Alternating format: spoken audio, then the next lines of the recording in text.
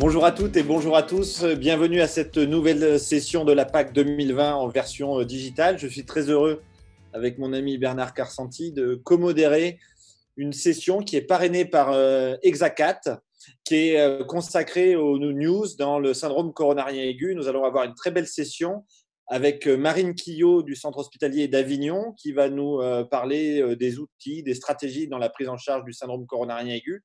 Et on enchaînera avec une deuxième présentation qui nous sera faite par Julien Adjedj de Saint-Laurent-du-Var, d'Arnaud Sang, qui nous parlera d'un nouvel outil capable d'apprécier la physiologie coronaire dans le syndrome coronarien aigu et dans d'autres situations. Donc, nous allons débuter par Marine. C'est à toi, Marine, depuis Avignon, de nous présenter ta présentation sur le syndrome coronarien aigu et les nouveautés. À toi, Marine. Alors, merci au comité d'organisation de m'avoir invité à faire cette présentation sur l'angioplastie du SCA. Je n'ai pas de conflit d'intérêt pour cette présentation. On vient de vivre 2 mois de temps du Covid où l'angioplastie, ça ressemblait à quoi? Ça ressemblait à 2 salles, une salle destinée aux urgences Covid et une salle destinée aux urgences non Covid. Et toutes les deux, on avait le sentiment qu'elles étaient désertes. Ce sentiment de raréfaction des urgences coronaires a été confirmé par les données du registre Fast and My, qui a montré une réduction de 25% d'STEMI en comparaison à l'année dernière. On a donc des cardiologues interventionnels qui désespèrent et certains qui se reconvertissent en devenant des égéries pour des slogans publicitaires.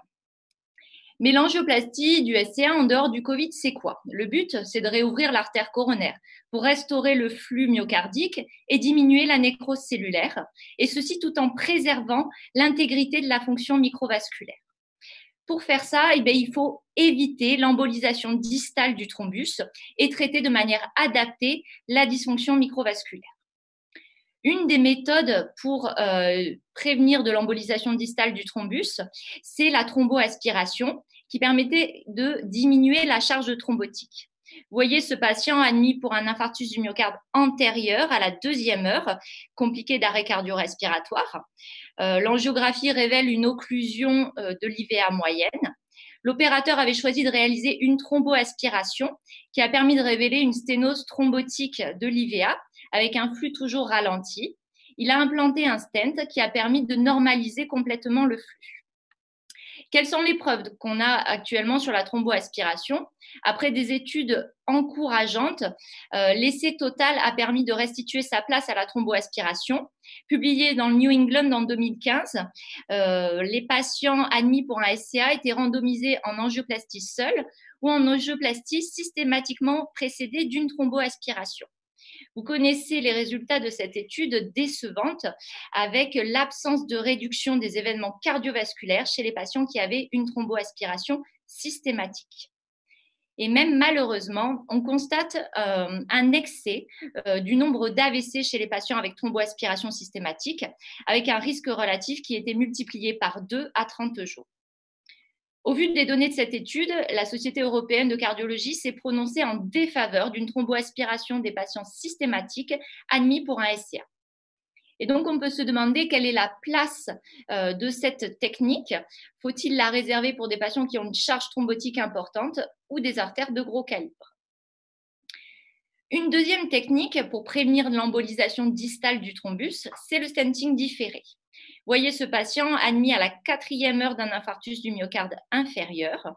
La coronaire droite moyenne est occluse avec un volumineux thrombus. L'opérateur, après avoir mis son guide dans la coronaire droite et réalisé une prédilatation avec un ballon de petite taille, a restitué un flux Timi3 sur l'artère et il a choisi de ne pas implanter de stent dans ces conditions. Il l'a repris au 4e jour et vous voyez qu'au 4e jour, le flux est très satisfaisant avec une réduction de la charge thrombotique, mais la persistance d'un aspect de plaque rompue sur la coronaire droite moyenne.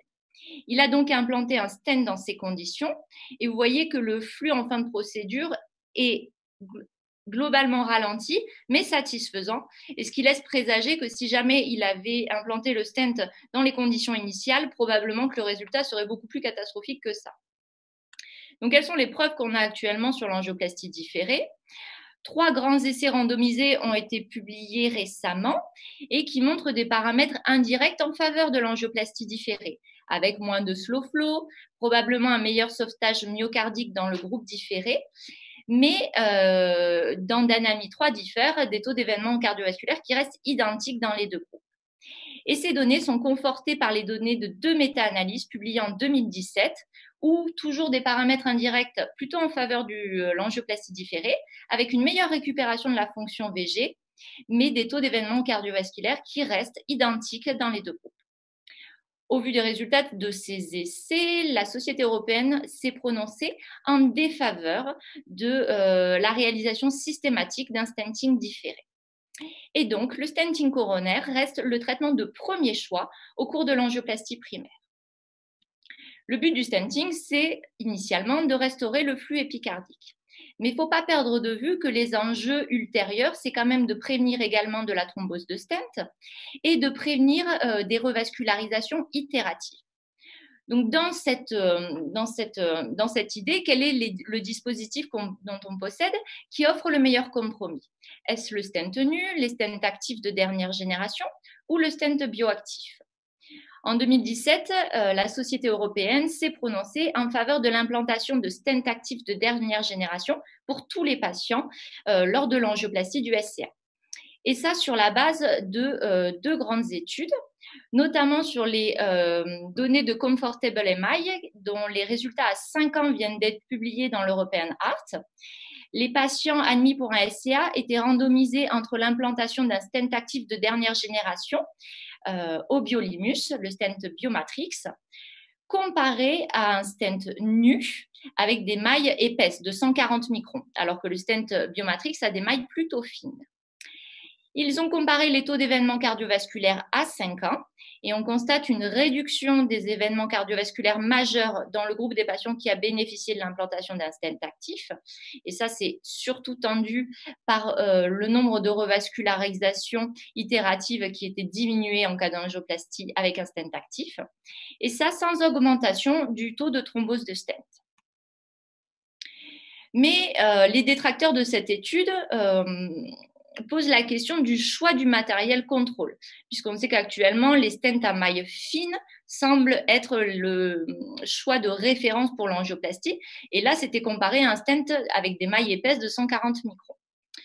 Donc, dans cette idée, se pose la question de la place du stent bioactif Optimax, qui semble être un très bon compromis entre le stent nu, qui a une réendothélialisation rapide et qui permet de prévenir de la thrombose de stent, et les stents actifs recouverts de drogues antimitotiques qui permettent de prévenir de la prolifération intra-stent et des revascularisations itératives. Le stent bioactif Optimax est produit par Exacat, c'est un stent français qui a une plateforme cobalt chrome avec des mailles fines de 75 microns et qui a un coating neutre à l'oxynitrure de titane qui lui-même a des effets biologiques qui sont la réduction de la formation du thrombus, la réduction de l'inflammation et la favorisation de l'exposition au NO. Quelle est la sécurité de ce stent? Elle est évaluée dans l'étude Optimax OCT, où les patients admis pour un SCA étaient randomisés en angioplastie avec mise en place du stent bioactif Optimax ou la mise en place d'un stent actif Synergie. Ils ont étudié la réendothélialisation des stents à 1 et 6 mois. Et on voit que la réendothélialisation du stent bioactif est beaucoup plus rapide que celle du Synergie, avec 97% des mailles réendothélialisées à 1 mois et 100% des mailles réendothélialisées à 6 mois. Donc, une réendothélialisation rapide et homogène. Quelle est l'efficacité de ce stent? Celle-ci a été étudiée dans l'étude TIDES-ACS qui a été présentée à l'ESC 2017, où les patients admis pour un SCA étaient randomisés, pareil, en 2 groupes, soit angioplastie avec mise en place d'un stent Optimax, soit angioplastie avec la mise en place d'un stent Synergie. Il y avait 2 co-critères d'évaluation, un critère de non-infériorité à 12 mois sur le taux d'événements cardiovasculaires majeurs et un critère de supériorité à 18 mois sur le taux d'événements cardiovasculaires et la survenue d'hémorragie majeure. À 12 mois, on constate que le taux d'événements cardiovasculaires majeurs est superposable entre les 2 groupes, Optimax et Synergie. Et donc, il n'y a pas d'infériorité du stent bioactif sur ce critère composite. À 18 mois, le second co-critère de jugement était la survenue de ce critère composite de décès cardiovasculaire, d'infarctus du myocarde et d'événements hémorragiques. Et là, on constate une réduction significative de ce critère dans le groupe Optimax, qui plaide en faveur d'une supériorité du stent bioactif sur ce critère composite à 18 mois. Et donc, ce stent bioactif, qui a une réendothélialisation très rapide, semble être une excellente alternative au stent actif de dernière génération dans la prise en charge des SCA. Le dernier paragraphe que je voulais étudier avec vous, c'était le traitement des lésions non coupables. Vous le savez, 50% de nos patients admis pour un STEMI sont pluritronculaires.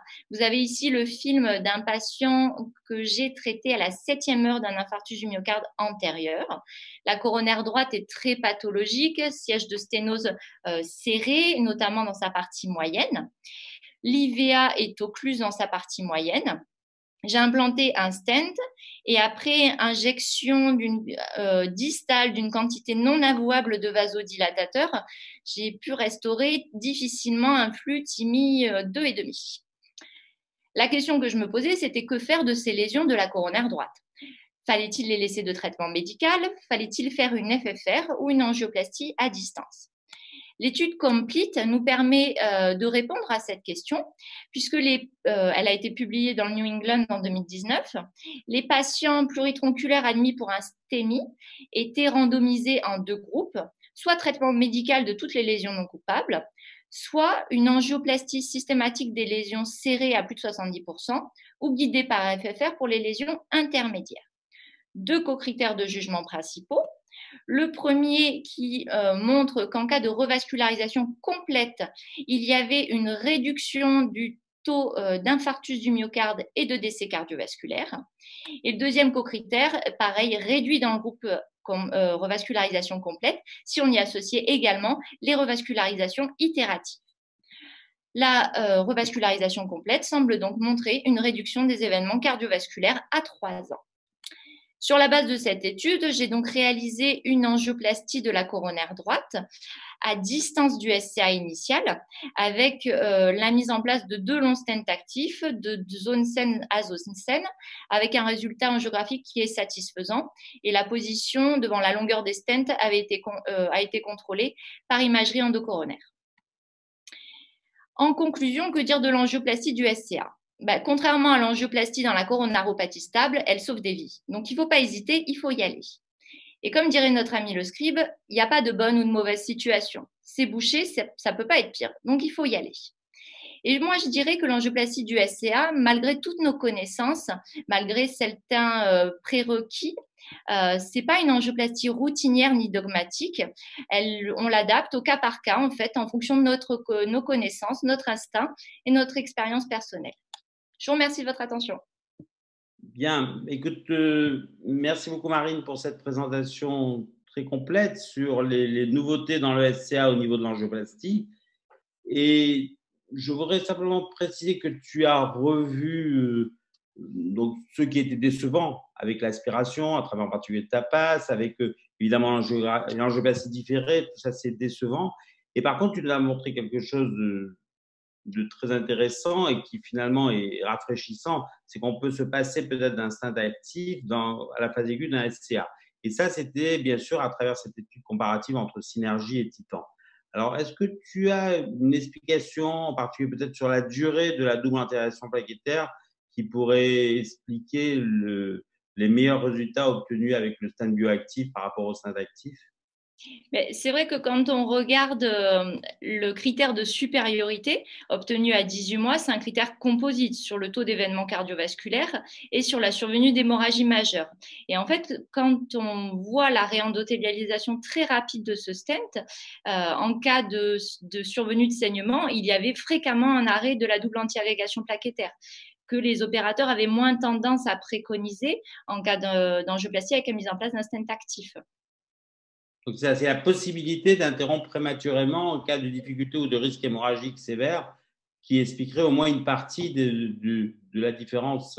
Et oui, parce que c'est vrai qu'il se comporte comme un stent nu sur sa réendothélialisation et sur la réduction du risque de thrombose de stent.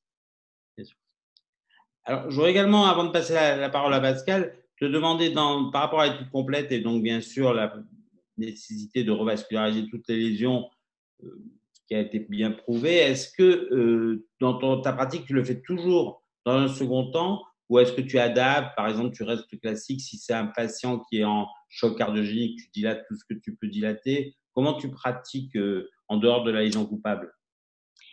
Jamais à la phase initiale. Ça, c'est mon dogme.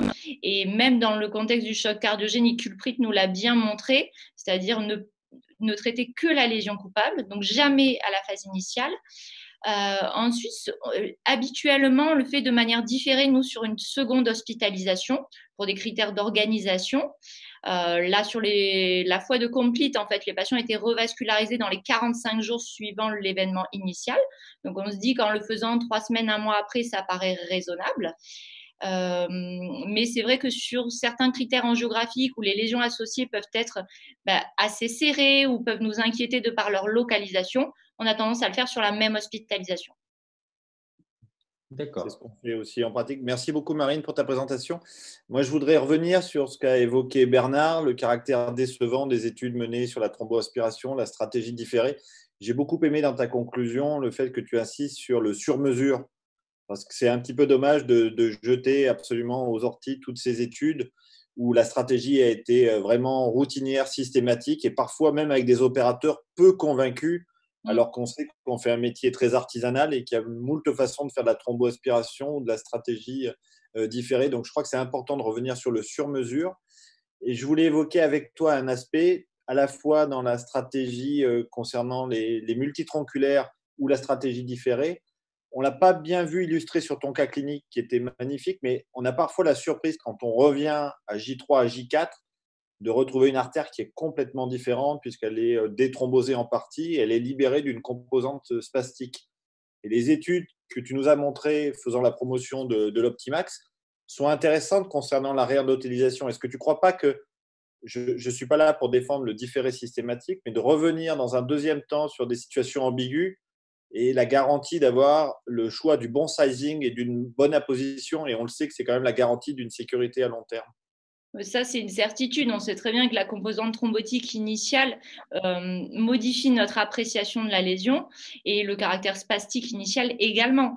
Donc, les fois où on le fait l'angioplastie différée, on voit que notre choix vers le matériel est complètement différent de celui qu'on aurait fait initialement. Donc, encore une fois, peut-être éviter le côté dogmatique des recommandations et s'adapter, c'est ce que vient de dire Pascal, effectivement, ne pas hésiter à aspirer si on pense que la charge thrombotique est importante. Il nous arrive de le faire souvent et je pense que la technique est très importante puisque ça avait été grévé en particulier par les AVC, par des techniques probablement insuffisantes dans un grand nombre de cas. Et puis, l'angioplastie différée, effectivement, pour adapter la taille, pour avoir la possibilité d'avoir moins de matériel thrombotique. Donc, savoir s'adapter. Et au niveau du stade bioactif, finalement, est-ce que c'est votre matériel de choix, de base pour les SCA à la lumière de ces études ou est-ce que vous agissez en fonction Nous, c'est vrai qu'il fait partie du matériel d'angioplastie sur notre centre. Il est utilisé au même titre que tous les autres. Mais c'est vrai que sur la foi de ces études, on a envie d'y croire et d'y croire de façon supérieure aux autres. Mais il nous manque encore les publications qui feraient que ça pourrait vraiment asseoir ce matériel avec une forte certitude dans tous nos cath labs. Merci beaucoup, Marine. C'est une très belle présentation et très belle discussion. Merci, Marine. Allez, merci à vous. À bientôt. Au revoir. Au revoir. Bien, à présent, après ce très beau topo proposé par Marine Quillot, on va s'intéresser à la microcirculation et avec un outil que certains connaissent, mais probablement de façon insuffisante, c'est le Reflow. Et c'est Julien Adjedge de Saint-Laurent-du-Var qui va nous en parler. À toi, Julien.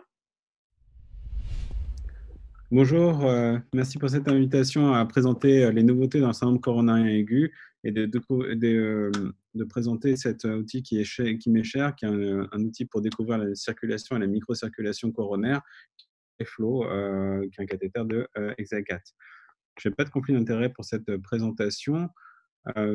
Pour rappeler et un peu illustrer le principe de thermodilation le plus simplement possible, si vous voulez déterminer votre volume de café dans votre café au lait, eh bien, il existe une équation qui est assez simple, qui est d'obtenir le volume de votre lait que vous avez mis et la température de votre lait, et vous le divisez par la température du mélange, et vous avez votre volume de café. Et cette équation qui est assez simple, qui est beaucoup plus simple qu'une équation de FFR, est tout à fait possible et validée pour la circulation coronaire. En pratique, avec le cathéter de Reflow et un guide qui permet de mesurer la pression et la température de la botte, vous pouvez, en infusant une solution saline à un débit qui est assez bas, 20 ml par minute, avoir une température du mélange. Cette température du mélange va s'appeler T, et quand vous retirez le guide de température à l'intérieur du Reflow, vous allez avoir de la température de la solution saline, et c'est la température TI, autrement dit la température du lait, et avec une constante du sang, vous retrouvez quasiment la même formule avec une estimation qui est assez fiable du débit coronaire. Les ingrédients pour cette mesure, il y en a 4. Le guide de pression-température de Abbott, le cathéter Reflow de Hexacat. Il vous faut un injecteur automatique, type celui que vous utilisez pour faire les ventriculographies, et un logiciel qui permet ce calcul-là, qui est le logiciel Corovantis.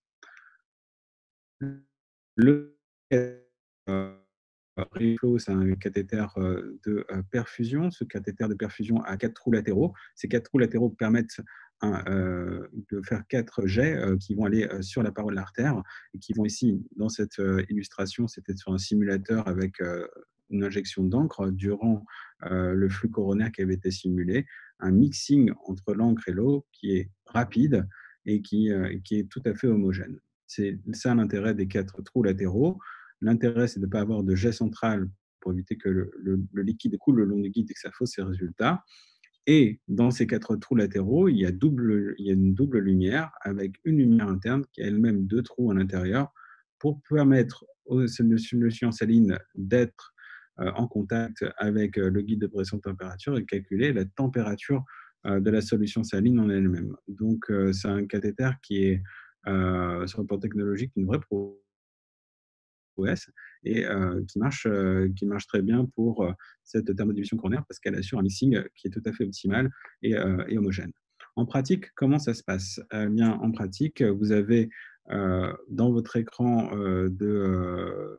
de physiologie coronaire que vous avez l'habitude d'utiliser, vous retrouvez la pression rouge qui est la pression aortique, la pression du guide qui est la pression verte qui correspond à la pression distale, et vous allez avoir en plus une valeur bleue qui est la température qu'on met à 0 quand on équalise, qui correspond à la température du sang du patient. Vous mettez le guide en distalité de la lésion, on infuse une solution saline à température ambiante, on a ce qu'on appelle la température T, qui est à moins 38. Donc, vous voyez qu'on diminue la température localement de moins d'un demi-degré, ce qui n'est pas très important. Et puis après, on retire le guide au niveau du marqueur du flow cathéter pour avoir la température de ce qu'on a infusé, tout en continuant d'infuser cette solution. Et là, on a une température de moins 3,35 par rapport à la température du corps. En suivant cette équation, on a un débit coronaire de 143 ml par minute. Et si on suit la loi d'Ohm, c'est-à-dire que la pression égale le débit fois les résistances, et qu'on a la pression distale, eh bien, on peut calculer les résistances. Et ici, on a les résistances à 470 unités Woods. Ce qui fait qu'on a tout un tas d'informations qui sont intéressantes. Qu'en est-il de la relation entre la pression aortique et la pression distale? Est-ce qu'il faut rajouter de l'adénosine? Eh bien, là-dessus, on a découvert avec surprise lors de nos premiers tests que le fait d'injecter une solution saline en elle-même donnait une hyperémie maximale. Si vous regardez le zoom de ce tracé, eh bien, quand on commence l'infusion et qu'on commence à avoir un débit, une température homogène du mélange, on a de façon concomitante une pression distale qui diminue et arriver jusqu'à un état d'hyperémie. Cet état d'hyperémie est maximal, on l'avait publié chez l'homme, et après on a été mener une expérience animale pour essayer de mieux comprendre quelle était l'approche fine de ce mécanisme, parce que ça avait énormément de curiosité chez nous, de savoir pourquoi un jet de solution saline entraînait une hyperémie maximale. Et ça, je suis ravi de vous présenter les résultats qui ont été acceptés dans le journal JAHA. J'ai appris cette nouvelle il y a quelques jours. On a fait une expérience chez 20 cochons. On a opéré ces cochons, on a mis des bagues de débit, donc ce sont des débitmètres, une sur l'IVA et une sur la CX, afin d'avoir le débit en continu, et ça c'est l'étalon or du débit coronaire. Donc on avait la pression, le CG, le débit dans l'IVA, le débit dans la circonflexe, et ce qu'on faisait dans cet enregistrement simultané, on infusait avec le reflow dans la circonflexe, donc vous voyez qu'il y a une hyperémie maximale qui s'installe, il n'y a rien qui se passe sur l'IVA, et c'est pareil chez l'homme, ça veut dire qu'on a une hyperémie qui est locale, ce qui fait qu'elle est assez bien tolérée, et qui ne concerne que le vaisseau interrogé. En revanche, dès qu'on injecte de l'adénosine, on a une hyperémie sur les deux vaisseaux, mais vous voyez ici, au niveau de la circonflexe, tant qu'on infuse, on a une hyperémie maximale et il n'y a pas d'effet additif. Et après, pour approcher ce mécanisme, on a essayé plusieurs tentatives pour arrêter ce mécanisme d'hyperémie maximale en partant sur plusieurs hypothèses. Et ça a été très frustrant parce qu'on n'a jamais réussi à arrêter ou à bloquer ce message d'hyperémie. On a essayé en bloquant la voie du NO, on a essayé en retirant l'endothélium, on a essayé même en mettant des stents. À l'intérieur des stents, ça marche. À l'intérieur même de stents couverts, on avait toujours cette hyperémie. C'était assez frustrant, mais tout ce qu'on pouvait dire, c'était que le mécanisme de cette hyperémie ne dépend pas de l'endothélium, ne dépend pas de la voie du NO, et qu'on peut le faire au travers de stents. Alors, ce qui nous a effleuré l'esprit et ce qu'on a fait en dernier recours, ça a été d'utiliser le rotablator pour voir si ce n'était pas les vibrations. Et on a utilisé le rotablator chez le cochon pour faire vibrer la fraise. Et en faisant vibrer la fraise le long du vaisseau, on retrouve le même phénomène où en fait, on induit une hyperémie maximale sur le vaisseau qui est stimulé versus le vaisseau controlatéral qui ne l'est pas. Et quand on met l'adénosine, on retrouve des valeurs qui sont similaires. Et donc, l'hypothèse qu'on approche actuellement sur ce mécanisme est que les jets que je vous ai montrés sur la photo stimulent la paroi artérielle avec des vibrations. Ces vibrations entraînent une hyperémie maximale qui n'intéresse que le vaisseau qui a été interrogé. Alors, qu'est-ce que ça donne en tout? En tout, vous allez avoir, et ici, vous avez l'interface du logiciel Coroventis. Ici, le débit de solution saline qui est injecté, un état une température d'infusa. Vous allez avoir, du coup, avec cette hyperémie maximale, une valeur de FFR qui est à 0,77. Vous allez avoir un débit coronaire qui est à 257 ml par minute, 239 unités Woods. Et de façon théorique, si on ramenait la FFR à 1, on aurait le vaisseau normal sans athérosclérose. Et donc, on aurait donc du coup une augmentation du débit coronaire à 334 ml par minute. Ce qui fait que nous, dans notre raisonnement médical, on a une approche de la circulation coronaire qui me paraît beaucoup plus compréhensible. On va parler de débit, on va parler de FFR, donc l'impact de la sténose que l'on voit sur les coronaires épicardiques, les résistances absolues pour la microcirculation et le débit normalisé si la FFR était corrigée. Et donc, moi, ça me paraît beaucoup plus simple de raisonner comme ça en termes de physiologie coronaire, et ça peut avoir des bonnes pratiques et des bonnes applications pour nos connaissances et pour la pratique clinique. Donc, le cahier des charges, si on avait un cahier des charges d'une mesure idéale, il nous faudrait une méthode simple. Là, ici, la méthode est assez simple. Opérateur indépendante, c'est vrai que quand on fait cette technique-là, on ne touche rien, mis à part retirer le guide là où il y a le marqueur à un temps T. Des valeurs qui sont objectives parce qu'on parle de valeurs numériques et elles sont intelligibles parce qu'on raisonne un peu comme le caté droit avec la pression, le débit et les résistances. Il reste encore d'autres choses dans un cahier des charges. Il nous faut des valeurs qui sont reproductibles. Si on le fait 2 fois de suite, est-ce qu'on a la même valeur? Des valeurs précises. Est-ce qu'on le fait face à un gold standard? Est-ce qu'on a les mêmes valeurs? Et est-ce que les valeurs qu'on fait, est-ce que la technique que l'on fait ne pose pas de problème clinique en termes de sécurité pour les patients? Enfin, il reste à déterminer les valeurs de la normale, les champs d'implication et l'impact clinique. Les mesures, elles sont précises. Ça a été une publication à Deven sur in vitro de circulation coronaire. On essayait plusieurs débits, on essayait avec un gold standard, et on voit ici que la mesure qui a été faite et le débit qui a été imposé par la machine retrouvent une bonne validation de la technique in vitro. Idem, si on fait 2 mesures d'affilée chez 80 patients ici, on a une bonne corrélation. Et quand je vous disais 2 mesures d'affilée, ça a été de tout retirer le guiding et refaire tout 2 fois. Et en refaisant tout 2 fois de cette façon-là, on a tant pour le débit que pour les résistances, des valeurs qui sont bien corrélées. Et donc, on a une mesure qui est précise et reproductible. La sécurité de la mesure, ça a fait l'objet d'une publication, je ne vais pas aller plus loin là-dessus. Ça a été 100 patients qui ont été mesurés, qui ont bénéficié de cette mesure de Reflow avec l'équipe de Nico Pils, avec un suivi à 1 an. Ça a fait l'objet d'une publication récente avec Intervention, qui ne montre pas d'événements pendant le suivi, et ils ont noté un événement de dissection coronaire après relecture du comité indépendant, probablement leur guiding en Platts. Enfin, on va parler des champs d'application, des valeurs. Les valeurs normales, on a sur un faible nombre de patients, mais on a des débuts de données sur les valeurs normales. Ce que l'on sait, c'est que l'IVA donne plus de débit coronaire que la circonflexe et que la droite, qu'on se balade entre 190 et 150 millilitres par minute. Et de façon corrélée, les résistances sont moins élevées sur l'IVA et un peu plus sur la CX et la coronaire droite. En regardant les valeurs parfaitement normales, ça veut dire parfaitement normal, un coroscanner normal, une FFR au-dessus de 0,92, une angiographie normale et un VG normal, on retrouve ici des valeurs qui sont très variables d'un patient à l'autre. Ça veut dire qu'on a en hyperémie maximale 110 millilitres par minute ou 600 millilitres par minute pour les extrêmes. Vous voyez que en fait, dans le normal, ça ne va pas être si simple de définir la valeur normale. En revanche, chez les patients qu'on voit régulièrement en coronarographie, qui ont une hétérosclérose qui est intermédiaire, on a des valeurs qui sont beaucoup plus proches, des valeurs qui sont liées à la population que l'on interroge. En cas d'infarctus du myocarde, vous voyez qu'on a des valeurs qui sont quand même beaucoup plus basses. Ça, c'est ce qu'on appelle les valeurs de la normale, et le moment où on les approche, il y a 2 autres champs d'application. Il y a le syndrome coronarien aigu, où il y a une raréfaction de la microcirculation, et le syndrome coronarien chronique avec par exemple les CTO, où on a une augmentation de la microcirculation avec le développement de microvaisseaux. Et ça, je vais revenir sur ces 2 petits champs d'application.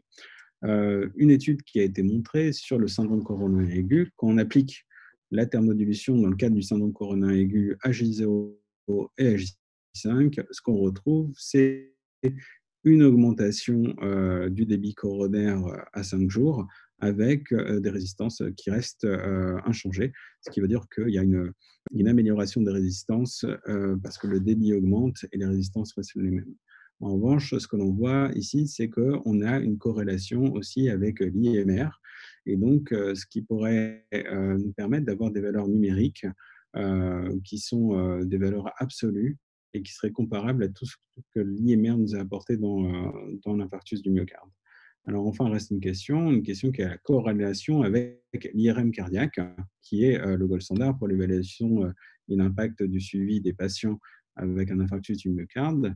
Et donc là, je vous montre simplement un exemple. Un patient de 47 ans qui était à Lausanne, il avait fait un infarctus du myocarde antérieur, il avait eu l'IRM cardiaque. 1 an après, il revient pour une coronarographie et on a 45% d'FEVG, pas de viabilité. Et comme je vous ai montré, l'IVA qui faisait 190 millilitres par minute. Vous voyez ici une énorme IVA, elle ne fait que 90 millilitres par minute. Donc le champ d'application, il pourrait être simple, c'est-à-dire vous avez un infarctus du myocarde et en phase aiguë, une fois traité, vous pouvez très bien mesurer le flux dans ces coronaires et prédire la récupération, planifier le délai d'hospitalisation, avoir une hospitalisation plus longue, être plus rigoureux sur le traitement médical si vous avez des données péjoratives.